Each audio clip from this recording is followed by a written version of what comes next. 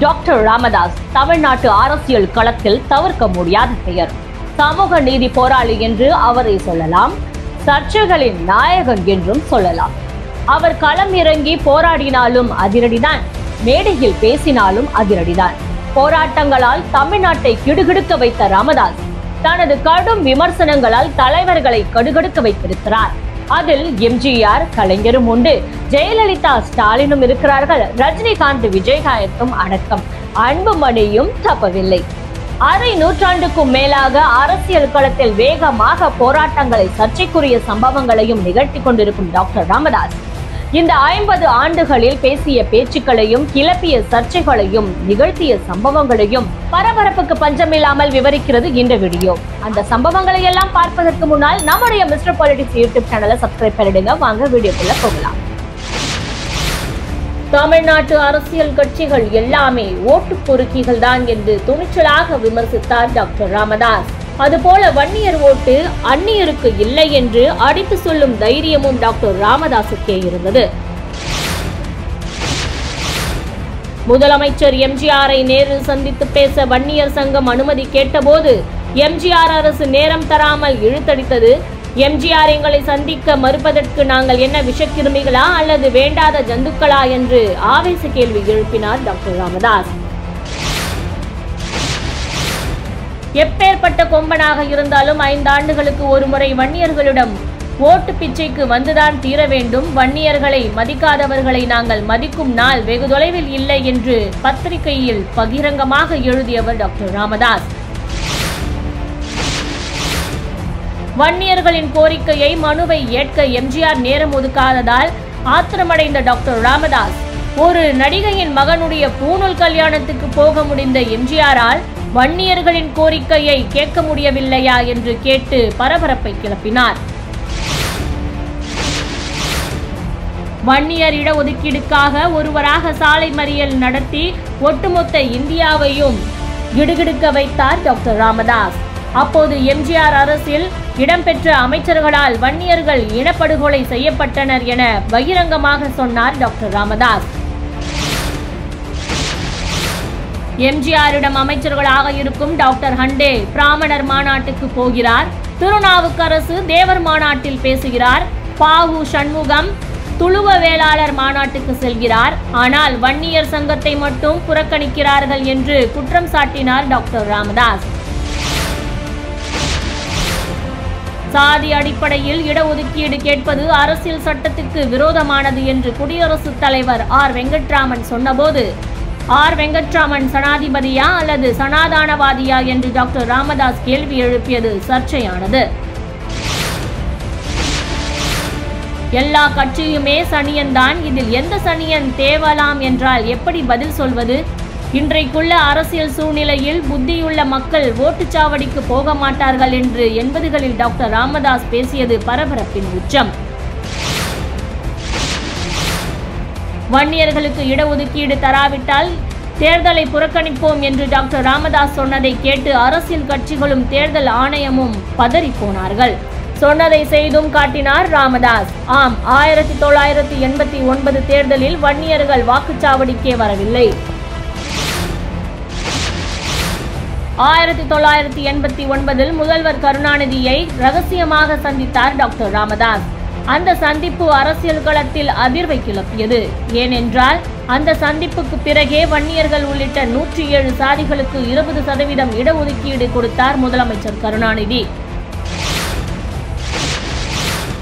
திமுக அரசு வன்னியர்களுக்கு இடஒதுக்கீடு தந்தபோது டாக்டர் ராமதாஸ் சொன்ன வார்த்தை கடுமையானது. ஆம், 20% இடஒதுக்கீடு கொடுத்து வன்னியர்களின் புண்ணுக்கு கருணாநிதி மருந்து போடுவார் என்று எதிர்பார்த்தோம்.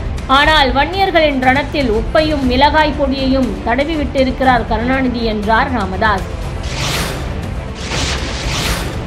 வன்னியர் இடஒதுக்கீடு எம்ஜிஆர் தரவில்லை, ஜானகி எம்ஜிஆர் தரவில்லை, ராஜீவ்காந்தி தரவில்லை, கருணாநிதி தான் வன்னியர்களுக்கு இடஒதுக்கீடு கொடுத்தார். ஆனால் கருணாநிதியைத்தான் வன்னியர்களின் முதல் எதிரி என்றார் டாக்டர் ராமதாஸ். இந்தியாவில் ஆயுதம் ஏந்தி போராடினால்தான் தீர்வுகள் கிடைக்கின்றன.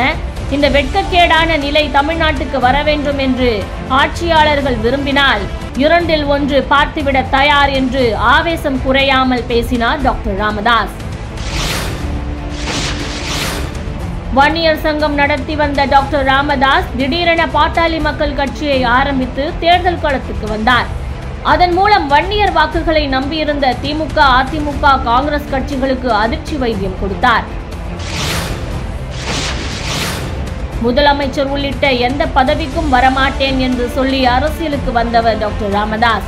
சொன்ன சொல்லை இந்த நாள் வரை அவர் காப்பாற்றி வருகிறார் என்பது அரசியல் ஆச்சரியம். திராவிட கட்சிகளும் கம்யூனிஸ்டுகளும் அம்பேத்கரை கொள்கை தலைவர் என்று கூறாத நிலையில் பாமகவின் கொள்கை தலைவர்களுள் ஒருவர் அம்பேத்கர் என்று கூறி அதிரடி காட்டினார் ராமதாஸ்.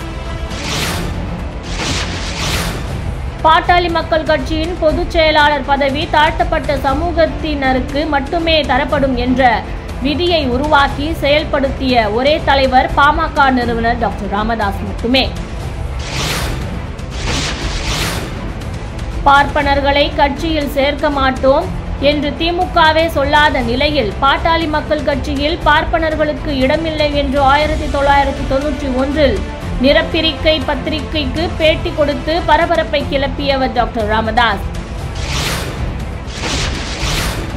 தலித்துகளை எதிரிகளாக பார்க்கிறார் டாக்டர் ராமதாஸ் என்ற குற்றச்சாட்டுகள் எழுந்தபோது பாமக ஆட்சிக்கு வந்தால் ஒரு தலித்தை முதலமைச்சராக்குவோம் என்று ராமதாஸ் பேசியது அதிர்ச்சியோடு பார்க்கப்பட்டது. தலித் மக்களின் உரிமை குரலாக ஒலிக்கின்ற கட்சிகளே தங்கள் கொடியில் நீல நிறத்தை பயன்படுத்திய நிலையில் பாமகவின் கொடியில் நீல நிறத்தை இடம்பெற செய்தவர் டாக்டர் ராமதாஸ்.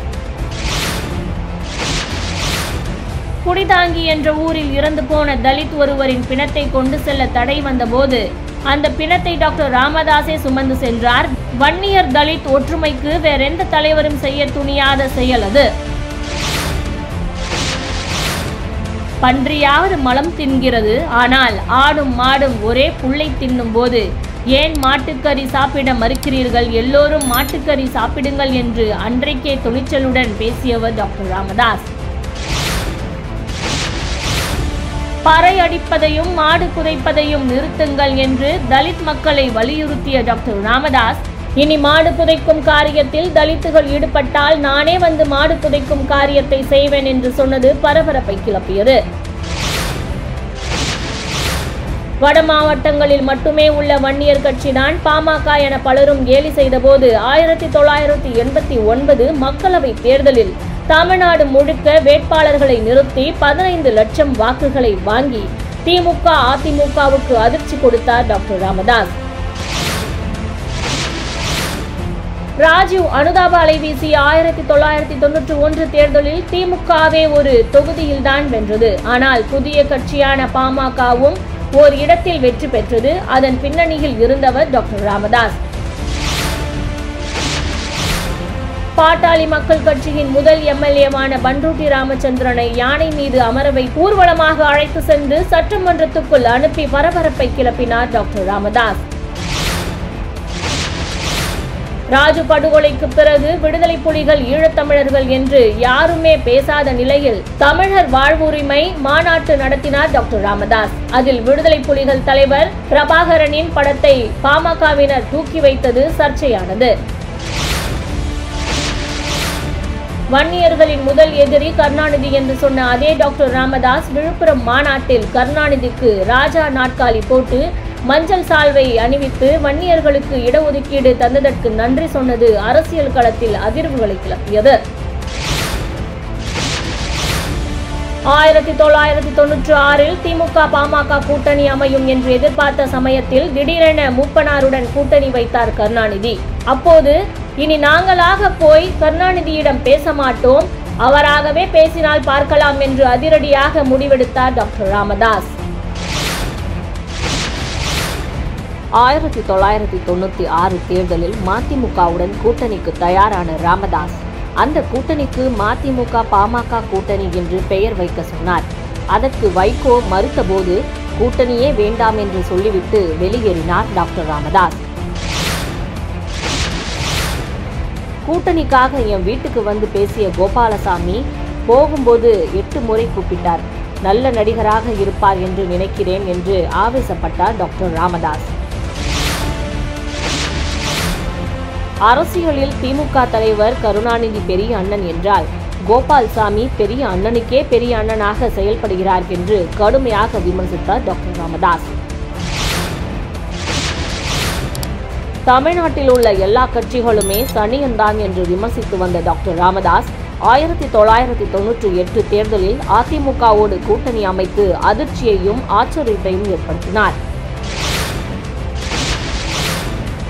அதிமுகவுடன் கூட்டணி அமைக்க வேண்டும் என டாக்டர் ராமதாஸுக்கு அழைப்பு விடுத்த ஜெயலலிதா சென்னையில் உள்ள டாக்டர் ராமதாஸின் வீட்டுக்கே நேரில் வந்தது அன்றைய அரசியல் களத்தில் அதிர்ச்சியோடு பார்க்கப்பட்டது. 1998 வாஜ்பாய் அரசில் பாமக இடம்பெற்ற போது முதல் வாய்ப்பை தலித் சமூகத்தை சேர்ந்த தலித் எழில்மலைக்கு கொடுத்து சொன்ன சொல்லை நிறைவேற்றி அதிரடி காட்டினார் டாக்டர் ராமதாஸ். வாஜ்பாய் ஆட்சி கவிழ்ந்ததும் பாஜக அணியில் இருந்து ஜெயலலிதா வெளியேறினார். ஆனால் ஜெயலலிதாவால் பாஜக கூட்டணியில் சேர்க்கப்பட்ட ராமதாஸ் அதே பாஜக கூட்டணியில் நீடித்ததும் அந்த கூட்டணிக்கு புதிதாக வந்த திமுகவுடன் சேர்ந்து தேர்தலில் போட்டியிட்டதும் அதிரடி சம்பவம். 1999 தேர்தலில் பாமகவுக்கும் வாழப்பாடி ராமமூர்த்திக்கும் சேர்த்து 9 தொகுதிகள் கொடுத்தார் கருணாநிதி. அப்போது வாழப்பாடி ராமமூர்த்திக்கு ஒரு தொகுதியை மட்டும் டாக்டர் ராமதாஸ் கொடுத்ததால் சர்ச்சை வெடித்தது. அந்த தேர்தலில் வாழப்பாடி ராமமூர்த்தி தோற்றே போனார். 2001 சட்டமன்ற தேர்தலில் திடீரென பாஜக அரசிலிருந்து விலகி அதிமுகவுடன் கூட்டணி அமைத்தார் டாக்டர் ராமதாஸ். அந்த நொடியில்தான் தேர்தலுக்கு தேர்தல் கூட்டணி மாற்றக்கூடிய கட்சி என்ற விமர்சனம் பாமக மீது உருவானது. 2001 சட்டமன்ற தேர்தலின் போது அதிமுக அணியில் சேர்ந்த டாக்டர் ராமதாஸ் முடிவுகள் அனைத்தையும் என் அன்பு சகோதரி ஜெயலலிதாவிடம் விட்டுவிட்டேன். கருணாநிதி பெரிய அண்ணன் தோரணையுடன் நடந்து கொண்டு எங்களை அழிக்க பார்க்கிறார். ஆனால் அன்பு சகோதரியோ எங்கள் மீது நட்பு பாராட்ட விரும்புகிறார் என்று பேசினார். தேர்தலுக்கு தேர்தல் கூட்டணி மாறக்கூடிய கட்சி பாமக என்ற விமர்சனத்தை அடியோடு நிராகரித்த டாக்டர் ராமதாஸ் பாமக இடம்பெறக்கூடிய கூட்டணிதான் வெற்றி கூட்டணி என்று அடித்து சொன்னார். அவர் சொன்னதுதான் 1998, 1999, 2001 ஆகிய 3 தேர்தல்களில் நடந்தது. 2001 தேர்தலில் புதுச்சேரி மாநிலத்தில் அதிமுகவுடன் கூட்டணி அமைத்த டாக்டர் ராமதாஸ் அங்கே அதிமுக பாமக கூட்டணி வென்றால் ஆளுக்கு 2.5 ஆண்டுகள் ஆட்சி என்று ஜெயலலிதாவுடன் ஒப்பந்தம் செய்தார். இப்படி ஒரு ஒப்பந்தம் புதுச்சேரியில் கையெழுத்தானது அதுதான் முதல் முறை. 2001 முதலமைச்சரான ஜெயலலிதா மேம்பால முறைகேடு வழக்கில் திமுக தலைவர் கருணாநிதியை நள்ளிரவில் கைது செய்தார். அந்த கைதுக்கு அதிமுக கூட்டணியில் இருந்தே கண்டன குரல் வந்தது. அந்த குரலை எழுப்பியவர் டாக்டர் ராமதாஸ். 2001 தேர்தலில் கூட்டணி அமைத்தபோது ஜெயலலிதாவை அன்பு சகோதரி என்று மேடைகளில் அழைத்த டாக்டர் ராமதாஸ் பிறகு அதிமுகவுடன் கூட்டணி வைப்பது பற்றி அவர் பொதுவெளியில் சொன்ன உதாரணம் சர்ச்சைக்குரிய ஒன்று. கூட்டணி கட்சிகளை ஜெயலலிதா மதிக்கவில்லை என்று குற்றம் சாட்டிய டாக்டர் ராமதாஸ் அடிமைகளை வைத்துக்கொண்டு கட்சி நடத்துகிறார் ஜெயலலிதா என்று விமர்சித்தார். அதிகாரத்தின் உச்சத்தில் இருந்த ஜெயலலிதாவை கடுமையாக விமர்சிக்கும் துணிச்சல் ராமதாஸுக்கே இருந்தது. தேர்தலுக்கு தேர்தல் மட்டுமல்ல, தேர்தல்களுக்கு நடுவிலும் கூட்டணி மாற்றி இருக்கிறார் டாக்டர் ராமதாஸ். ஆம், 2001 அதிமுக கூட்டணிக்கு மாறிய பாமக அந்த தேர்தல் முடிந்ததும் மீண்டும் பாஜக கூட்டணிக்கு போய்விட்டது. 2004 தேர்தலின் போது திமுக கூட்டணிக்கு வந்துவிட்டது. டாக்டர் ராமதாஸுக்கும் திருமாவளவனுக்கும் இருக்கும் மோதல்தான் இன்றைய தலைமுறைக்கு தெரியும். ஆனால் தென் மாவட்டத்தில் இருந்த திருமாவளவனை வட மாவட்ட அரசியலுக்கு அழைத்து வந்தவரே ராமதாஸ் தான். குடித்தாங்கி என்ற ஊரில் தலித் பிணத்தை சுமந்து சென்ற சாதி மோதலை தடுத்த டாக்டர் ராமதாஸுக்கு தமிழ் குடித்தாங்கி பட்டம் தந்தவர் திருமாவளவன் என்பது இன்றைய தலைமுறைக்கு புதிய செய்தி. டாக்டர் ராமதாஸின் தைலாபுரம் தோட்டத்தில் உள்ள அம்பேத்கர் சிலையை விடுதலை சிறுத்தைகள் தலைவர் திருமாவளவனை கொண்டு திறந்தவர் டாக்டர் ராமதாஸ். என்பது பலருக்கும் தெரியாத செய்தி. திராவிட கட்சிகளின் தலைவர்கள் எத்தனை அம்பேத்கர் சிலைகள் திறந்தார்கள் என்று தெரியாது. ஆனால் தமிழ்நாட்டின் பல இடங்களில் அம்பேத்கருக்கு சிலை அமைத்தவர் டாக்டர் ராமதாஸ். சந்தன கடத்தல் வீரப்பனை கைது செய்ய வேண்டும் என்று தலைவர்கள் அத்தனை பேரும் அழுத்தம் திருத்தமாக சொன்னபோது வீரப்பனுக்கு ஆதரவாக பேசிய ஒரே தலைவர் டாக்டர் ராமதாஸ் மட்டுமே. வீரப்பனை கொல்ல வேண்டும் என்று ரஜினி பேசிய போது இப்போது வீராவேசமாக பேசும் இந்த நடிகர் அப்போது ராஜ்குமாரை மீட்பதற்கு காட்டுக்குள் போயிருக்க வேண்டியதுதானே என்று ரஜினி ரசிகர்களை சூடேற்றினார் டாக்டர் ராமதாஸ். வீரப்பனை விமர்சித்த ரஜினிகாந்தை மேடைக்கு மேடை விமர்சித்த டாக்டர் ராமதாஸ் இளைஞர்கள் சிகரெட் பிடிக்கவும் சாராயம் குடிக்கவும் கற்றுத்தரும் நடிகர் என்று ரஜினிகாந்தை காட்டமாக விமர்சித்து பரபரப்பை கிளப்பினார். பூம்புகாரில் நடைபெற்ற வன்னியர் சங்க மாநாட்டில் பேசிய டாக்டர் ராமதாஸ் வீரப்பனை விமர்சனம் செய்த ரஜினிகாந்த் நடித்த பாபா படத்தை யாரும் பார்க்கக்கூடாது, அவருக்கு யாரும் ரசிகர் மன்றங்கள் அமைக்கக்கூடாது என்று பகிரங்கமாக கட்டளையிட்டார். இன்று அந்த நடிகர் பாபா படத்தை 79 கோடிக்கு விற்றிருக்கிறார். பாபா படம் மூலம் அவர் யாரை வாழ வைக்கிறார் என்று டாக்டர் ராமதாஸ் எழுப்பிய கேள்வி பாமகவினரை தூண்டிவிட்டது. அதன் விளைவாக ரஜினி ரசிகர் மன்றங்கள் தாக்கப்பட்டன. கர்நாடகத்தில் பிறந்து தமிழ்நாடு மக்களின் அறியாமையை தனது மூலதனமாக்கிக் கொண்டு அந்த தமிழனுக்கு எந்த விதத்திலும் கைமாறு செய்யாத நடிகர் ரஜினிகாந்த் என்று டாக்டர் ராமதாஸ் வைத்த விமர்சனம் ரஜினி ரசிகர்களை ஆத்திரப்படுத்தியது. வீரப்பன் ஒரு தமிழன், ஒரு தமிழனை அரக்கன் என்று சொல்லும் உரிமை ரஜினிக்கு இல்லை. ஒரு தமிழனை இப்படி விமர்சிக்கும் இந்த சூப்பர் ஸ்டார் தமிழினத்துக்காக இதுவரை ஒரு சின்ன துரும்பை கூட கிள்ளி போட்டதில்லை என்று டாக்டர் ராமதாஸ் விமர்சித்தது பரபரப்பை கிளப்பியது. சினிமா என்ற மாஸ் மீடியாவில் இளைஞர்களுக்கு நல்ல அறிவுரைகள் சொல்லாமல் தலையை கோதுவது, ஸ்டைலாக சிகரெட் பிடிப்பது, பீடி பிடிப்பது போன்ற தேவையற்ற விஷயங்களை சொல்லிக் கொடுப்பவரை விமர்சிப்பதில் என்ன தவறு என்று கேட்டார் டாக்டர் ராமதாஸ்.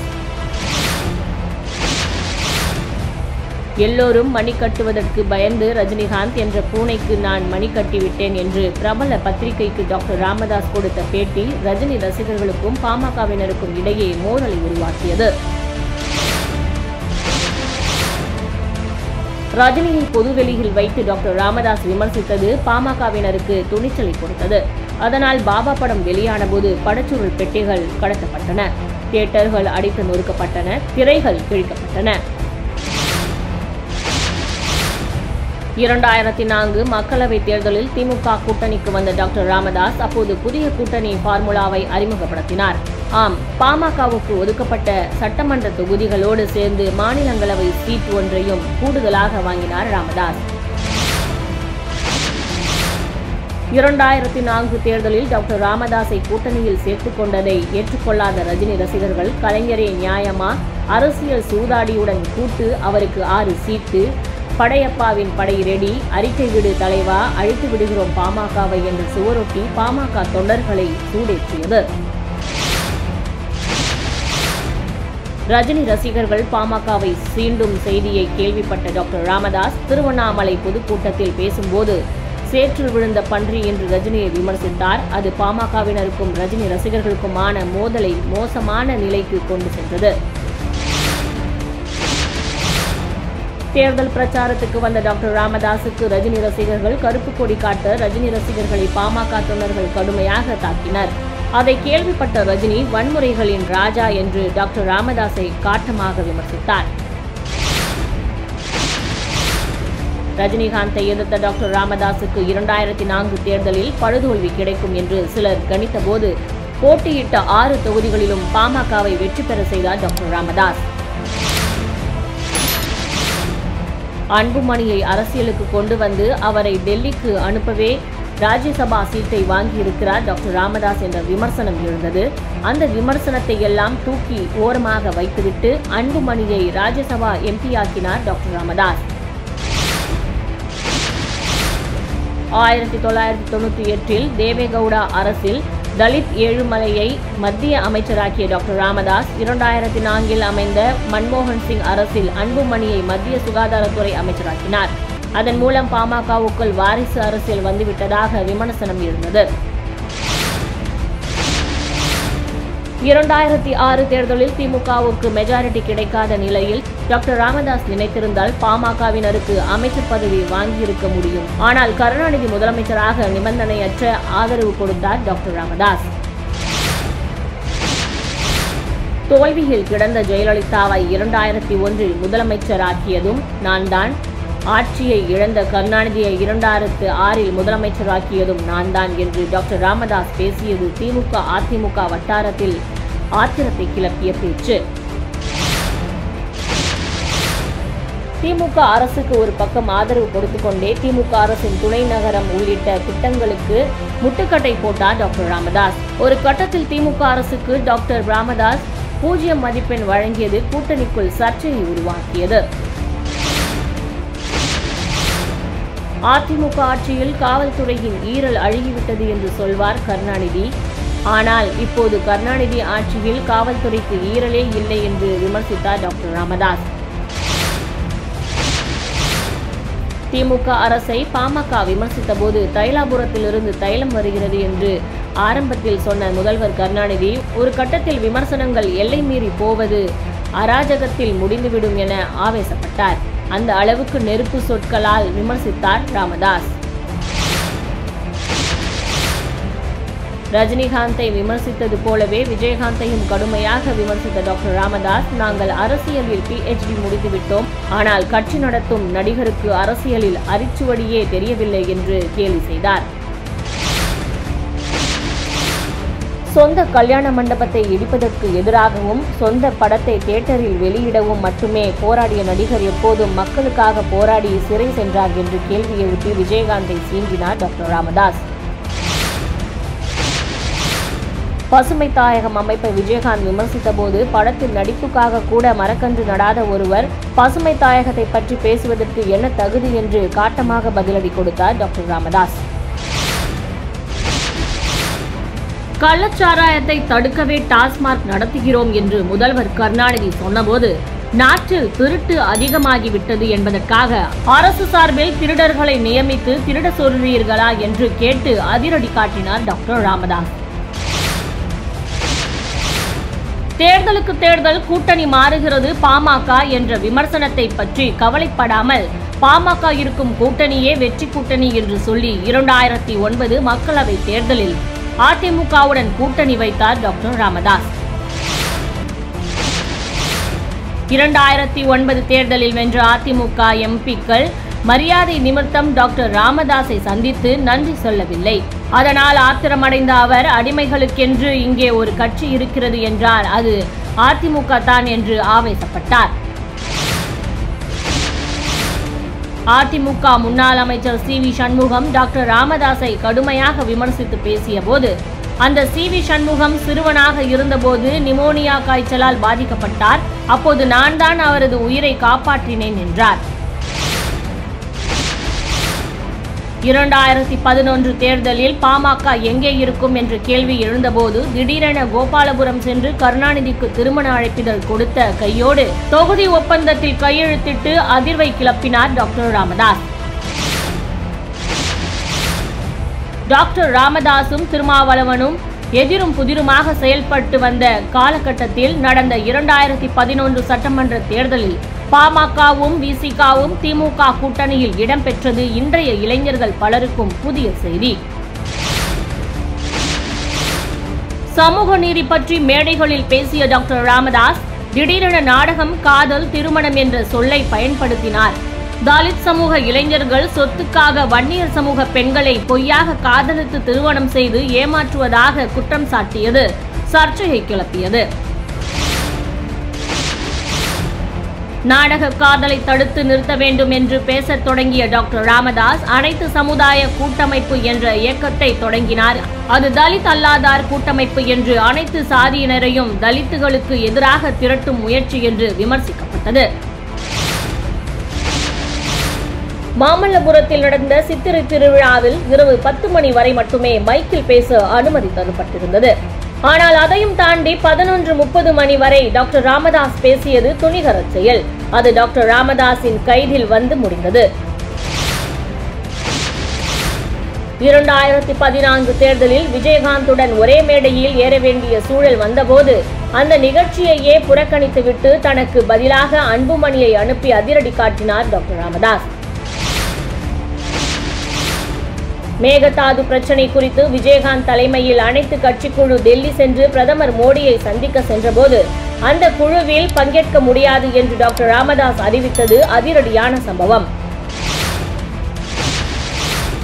2014 தேர்தலில் எந்த கொள்கையுமே இல்லாத தேமுதிகவுடன் வேண்டா வெறுப்பாக கூட்டணி வைத்துக் கொண்டோம் என்று பிரபல பத்திரிகைக்கு பகிரங்கமாக பேட்டி கொடுத்தார் டாக்டர் ராமதாஸ். தமிழ்நாட்டில் பாஜக எங்கே இருக்கிறது என்று கேட்டார்கள். இதோ பாருங்கள் என்று சொல்லி கூட்டத்தை காட்டினார் அமித்ஷா. அதற்கு டாக்டர் ராமதாஸ் என்ன சொன்னார் தெரியுமா? இங்கே 1 கோடி ரூபாய் இருந்தால் யார் வேண்டுமானாலும் கூட்டத்தை கூட்டிவிடலாம். மோடி ஆட்சிக்கு என்ன மார்க் தருவீர்கள் என்று கேட்டபோது சைபருக்கு கீழே ஏதாவது மார்க் உள்ளதா என்று தேடுகிறேன். அப்படி ஒரு மார்க் இருந்தால் அது மோடி ஆட்சிக்கு தருவேன் என்று பதிலளித்து சம்பவம் செய்தார் டாக்டர் ராமதாஸ். கூட்டணி அரசியலில் தொடர்ச்சியாக ஈடுபட்டு வந்த பாமகவை 2016 தேர்தலில் தனித்து களமிறக்கிய டாக்டர் ராமதாஸின் முடிவு துணிச்சலான முயற்சியாக பார்க்கப்பட்டது. மாற்றம், முன்னேற்றம், அன்புமணி என்ற முழக்கத்துடன் அன்புமணியை முதல்வர் வேட்பாளராக்கினார். ஆனால் படுதோல்வியே முடிந்தது. ஜெயலலிதாவுக்கு நினைவு மண்டபம் எழுப்ப எடப்பாடி பழனிசாமி அரசு முடிவெடுத்த போது தொட்டில் குழந்தை திட்டம் முதல் சுடுகாட்டு வரை ஊழல் செய்த ஜெயலலிதாவுக்கு எதற்காக நினைவு மண்டபம் என்று கேட்டு அதிமுகவினரை ஆத்திரப்பட வைத்தார் டாக்டர் ராமதாஸ். திமுக, அதிமுக உள்ளிட்ட எல்லா கட்சிகளுமே ஆல்கஹால் என்கின்ற சாராய லாபிக்குள் சிக்கியுள்ளன. ஆனால் அந்த சாராய லாபிக்குள் சிக்காத ஒரே கட்சி பாமக என்று பகிரங்கமாக பேசியவர் டாக்டர் ராமதாஸ். சென்னை, காஞ்சிபுரம், திருவள்ளூர், திருவண்ணாமலை, வேலூர், கடலூர், விழுப்புரம், அரியலூர், பெரம்பலூர், நாமக்கல், சேலம், தர்மபுரி, நாகை ஆகிய 13 மாவட்டங்களை தமிழ்நாட்டிலிருந்து பிரித்து தனி மாநிலமாக அறிவிக்க வேண்டும் என்று டாக்டர் ராமதாஸ் பேசியது மிகப்பெரிய சம்பவம். 2018 தமிழ்நாடு சட்டமன்றத்தில் ஜெயலலிதா படத்தை திறந்து வைத்ததை கடுமையாக எதிர்த்தார் டாக்டர் ராமதாஸ்.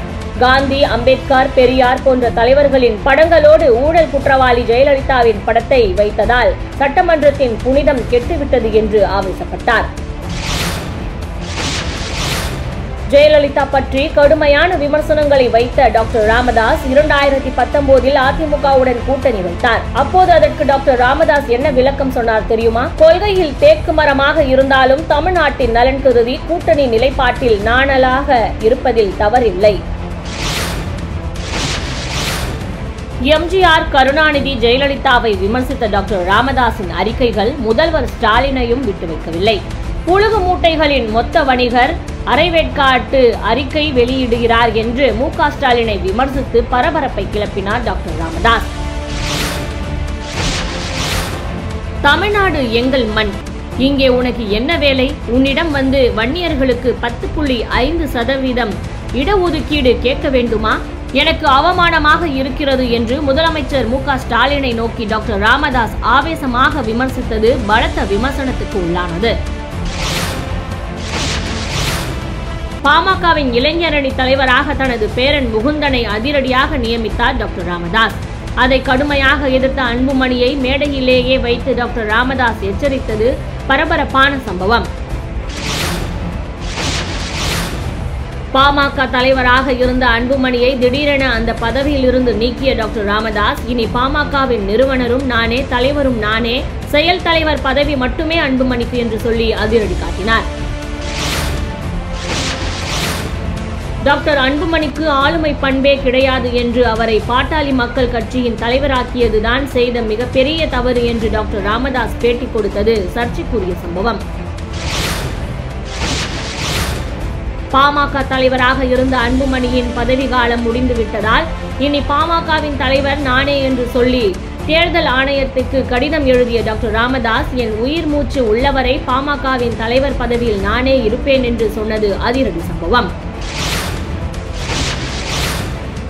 டாக்டர் ராமதாசுக்கும் அன்புமணிக்குமான மோதல் உச்சத்தை எட்டிய நிலையில் இனி அன்புமணி தன் பெயருக்கு பின்னால் ராமதாஸ் என்பதை பயன்படுத்தக் கூடாது, இனிஷியல் மட்டும் போட்டுக்கொள்ளலாம் என்று டாக்டர் ராமதாஸ் சொன்னது ஆக பெரிய சம்பவம். என்ன இந்த வீடியோ நல்லா இருந்துச்சா? இது போல இன்னும் பல சுவாரஸ்யமான அரசியல் செய்திகளையும் வரலாற்று சம்பவங்களையும் தெரிஞ்சுக்க மிஸ்டர் பாலிடிக்ஸ் யூடியூப் சேனலை சப்ஸ்கிரைப் பண்ணுங்க. நன்றி.